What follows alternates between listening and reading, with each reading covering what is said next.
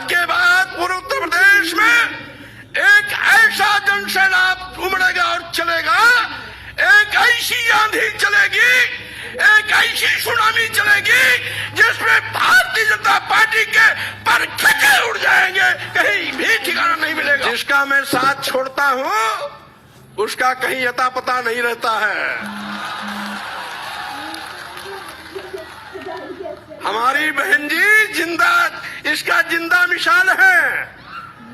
जब तक साथ था बार बार मुख्यमंत्री बनती थी, उनको घमंड हो गया था एको अहम द्वितीयो नास्ति। मानवर कांशीराम को भूल गई, मानवर कांशीराम के सामाजिक परिवर्तन आंदोलन को डुबोने का काम करने लगी। 14 जनवरी मकर संक्रांति भारतीय जनता पार्टी के अंत का इतिहास लिखने जा रहा है।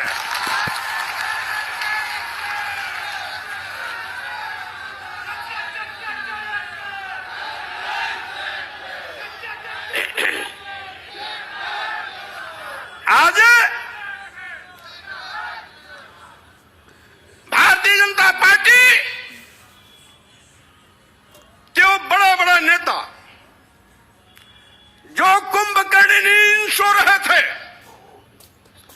जिनको कभी विधायकों, सांसदों और मंत्रियों से बात करने का वक्त नहीं मिलता था, हम लोगों की इस्तीफा देने के बाद उनकी नींद हराम हो गई है, नींद ही नहीं आ रही है।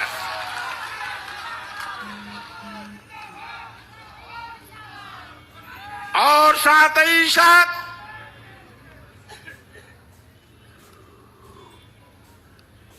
भारतीय जनता पार्टी के कुछ लोग कहते हैं कि 5 साल तक क्यों नहीं इस्तीफा दिया,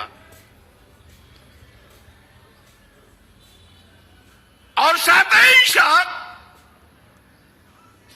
कुछ बददिमाग लोग ये भी कहते हैं कि बेटे की चक्कर में भाजपा छोड़ा।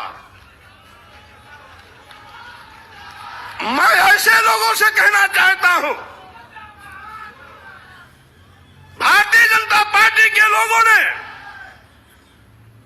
इस देश के गरीबों, मजलूमों, दलितों, पिछड़ों, अल्पसंख्यकों के आंख में धूल झोंककर सत्ता हथियाई थी। कौन नहीं जानता, ये भारतीय जनता पार्टी केशव प्रसाद मौर्य और स्वामी प्रसाद मौर्य का नाम उछालकर पिछड़ों के बलबूते पर सरकार बनाई थी।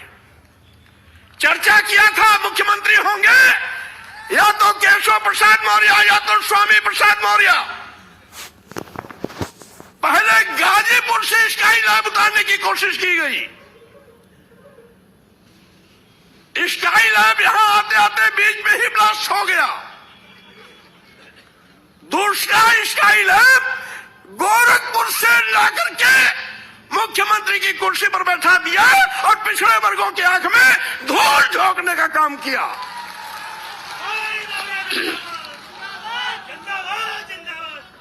आज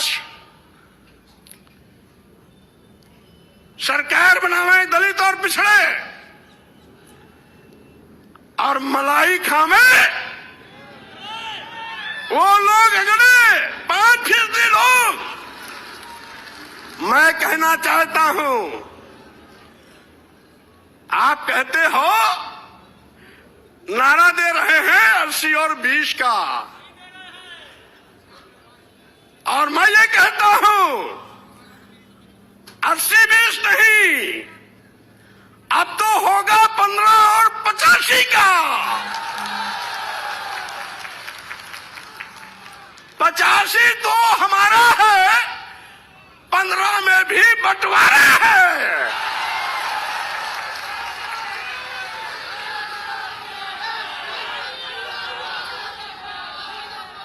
आप दुहाई देते हो उत्तर प्रदेश की सरकार को, मैं चेतावनी देता हूं, आप कहते हो हम हिंदू कार्ड पर चुनाव जीतेंगे। अगर आप बड़े हिंदू के हमदर्द हैं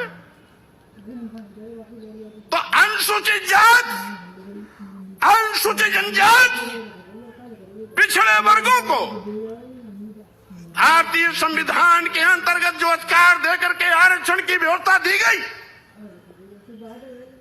उसको अजगर की तरह निगलने का पाप क्यों किया आपने?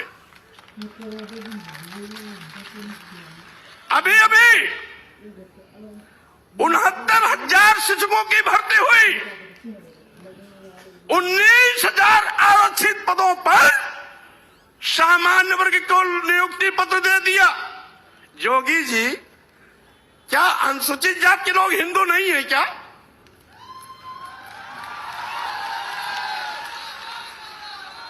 क्या अनुसूचित जनजात के लोग हिंदू नहीं है क्या?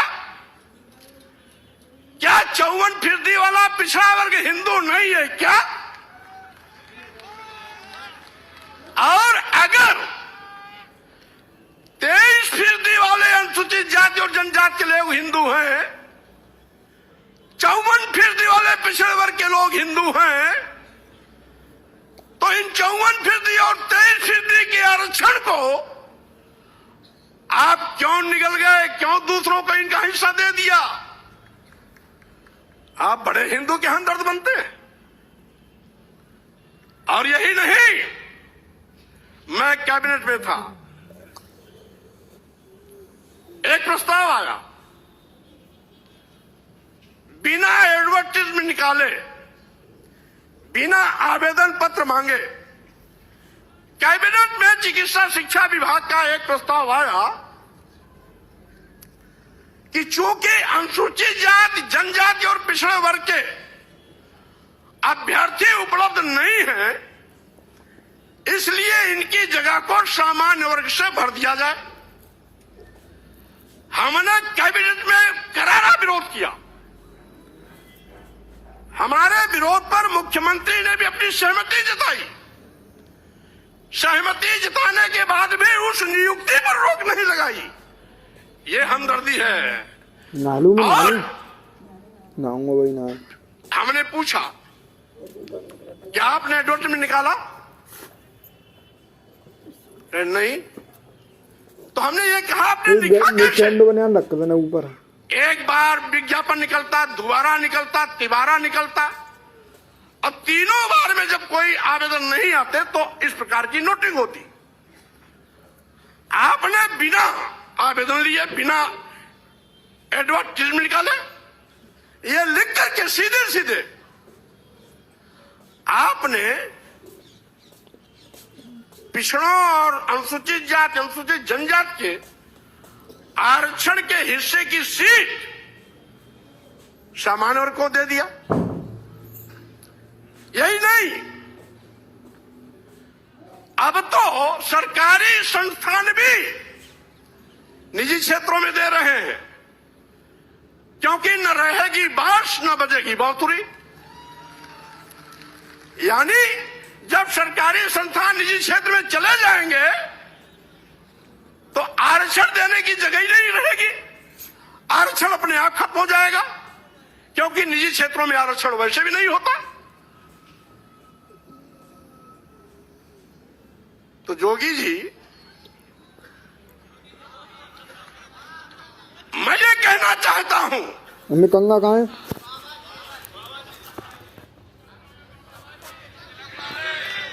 जोगी जी या बाबा जी कोई भी हो,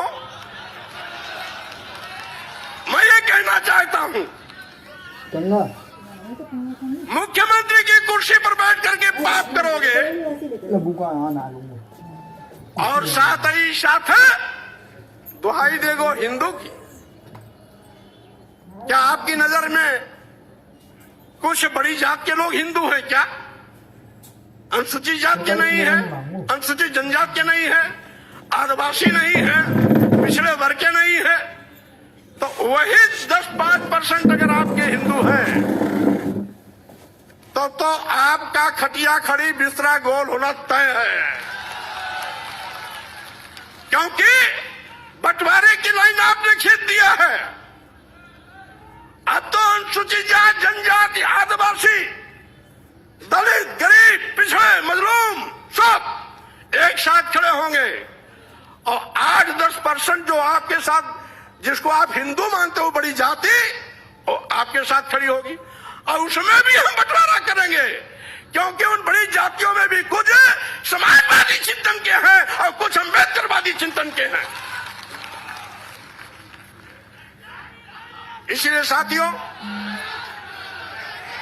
मैंने कहा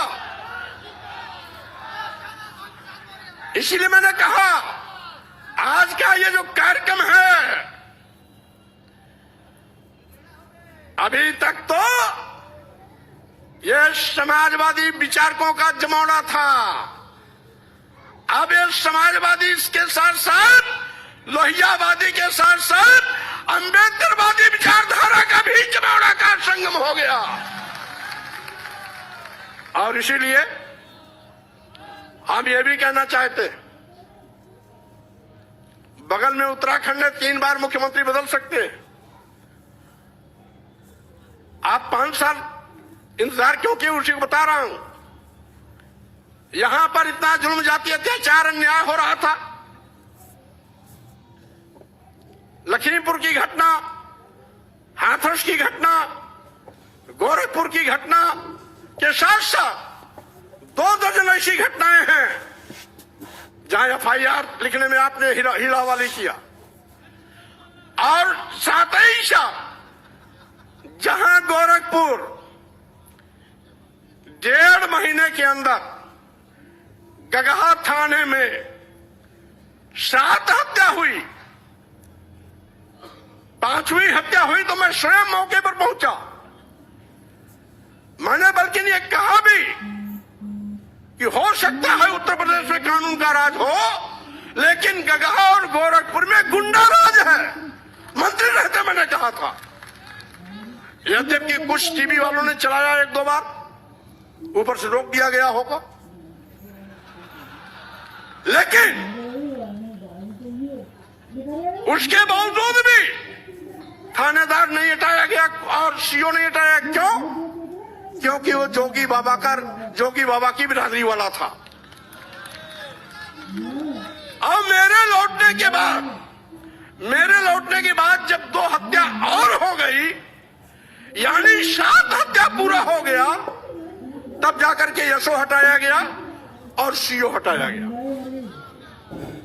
गगहा, गोरखपुर, गगहा बाजार भी है, गगहा थाना भी है, गोरखपुर से 25-30 किलोमीटर आजमगढ़ रोड पर है। यानी 2 मौर्य मारे गए थे, 2 ब्राह्मण मारे गए थे, 2 बनिया मारे गए थे और 1 अज्ञात महिला की लाश मिली थी। ये 7 हत्याएं, 2 मौर्य, 2 ब्राह्मण और 2 बनिया और 1 अज्ञात महिला की लाश। ये 1 महीना 5-6 दिन के अंदर की सारी घटनाएं, और कहते हैं कानून राज है। और साथ ही साथ मैंने सोचा था कि 14 साल वनवास झेलने के बाद भारतीय जनता पार्टी को सत्ता में आने का मौका मिला है, अकल ठिकाने हो गया होगा, गरीबों, दलितों, पिछड़ों के लिए काम करेगी। लेकिन फिर वही कि जिन दलितों, पिछड़ों, गरीबों के वोट पर भारतीय जनता पार्टी ने पूर्ण प्रचंड बहुमत की सरकार बनाई। सरकार बनाने के बाद एक एक करके उन्हीं को दफनाने की कोशिश करने लगी। लेकिन भारतीय जनता पार्टी के नेताओं से मैं कह देना चाहता हूं, 14 जनवरी का यह जो कार्यक्रम हो रहा है, आज के बाद पूरे उत्तर प्रदेश में एक ऐसा जनसैलाब उमड़ेगा और चलेगा, एक ऐसी आंधी चलेगी, एक ऐसी सुनामी चलेगी जिसमें भारतीय जनता पार्टी के पर खचे उड़ जाएंगे, कहीं भी ठिकाना नहीं मिलेगा।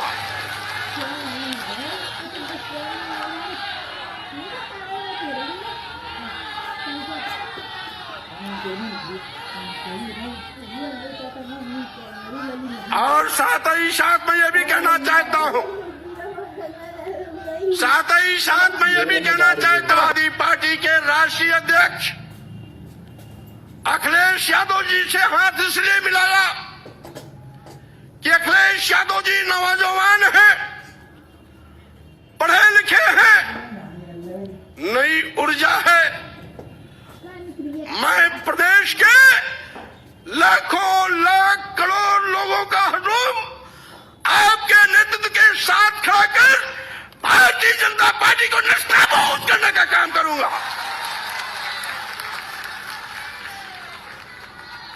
और साथ ही साथ मैं ये भी चुनौती देता हूं, मैं ये भी चुनौती देता हूं, जिसका मैं साथ छोड़ता हूं उसका कहीं अता पता नहीं रहता है। हमारी बहन जी जिंदा, इसका जिंदा मिसाल है। जब तक साथ था बार बार मुख्यमंत्री बनती थी, उनको घमंड हो गया था, एको अहम द्वितीयो नास्ति। बाबा साहब के मिशन से हट गई, मानवर कांशीराम को भूल गई, मानवर कांशीराम के सामाजिक परिवर्तन आंदोलन को डुबोने का काम करने लगी। मानवर कांशीराम जी के आंख मूंदते ही मानवर कांशीराम जी का नारा बदल दिया था। जो मानवर कांशीराम जी ने नारा दिया था, जिसकी जितनी संख्या भारी उसकी उतनी भागीदारी। बहन मायावती जी मानवर कांशीराम के इस नारे को बदलकर दूसरा नारा इजाद किया कि जिसकी जितनी तैयारी उसकी उतनी भागीदारी, का मतलब थैली वालों के पीछे खड़ी हो गई। मैंने विरोध किया, नहीं मानी, साथ छोड़ दिया। आज कहीं अता पता दिखाई नहीं पड़ता उनका।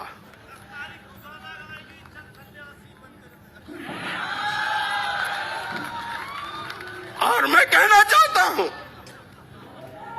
भारतीय जनता पार्टी में था, बहुजन समाज पार्टी नंबर 1 पर थी उस दिन, भारतीय जनता पार्टी तीसरे पर थी, भारतीय जनता पार्टी तीसरे पर थी। अब जैसे ही बहुजन समाज पार्टी छोड़ करके भारतीय जनता पार्टी के साथ हम, भारतीय जनता पार्टी आकाश चढ़ गई। अब भारतीय जनता पार्टी के लोग साथ ही साथ, अब मैंने आपका साथ छोड़ा, मेरे बाद साथ छोड़ने वाले लोगों का एक लंबा कतार चल रहा है। आज के बाद भी ये इस्तीफा देने का सिलसिला चलता रहेगा। और साथ ही साथ 2022 के विधानसभा चुनाव में जब 10 तारीख को परिणाम आएगा, तो 2017 के पहले जो भारतीय जनता पार्टी का आंकड़ा था 42 विधायक और 45 विधायक का, मैं दावे के साथ कहना चाहता हूं, इन नौजवानों की कुवत के बिना पर आपको फिर पुराने आंकड़े दहाई पर लाके खड़ा करने का काम करूंगा।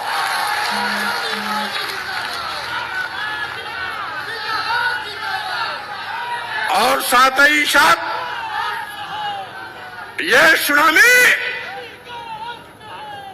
भाजपा को उखाड़ करके सीधे सीधे हिंद महासागर में ले जाकर के डुबोने का काम करेगी। आज इस अवसर पर मैं यह भी कहना चाहता हूं,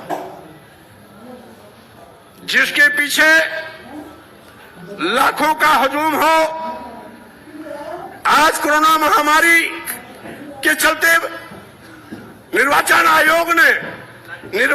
आयोग का भी शिष्टाचार पालन करने का निर्देश दिया है। और साथ ही साथ कोरोना प्रोटोकॉल को भी पालन करने का निर्देश दिया है। इसीलिए आज केवल प्रमुख लोगों को बुलाया गया, लेकिन आपका विक्रमादित्य मार्ग पूरा, कालिदास मार्ग पूरा, कालिदास विक्रमादित्य को जोड़ने वाला मार्ग पूरा लॉ एंड इंडियन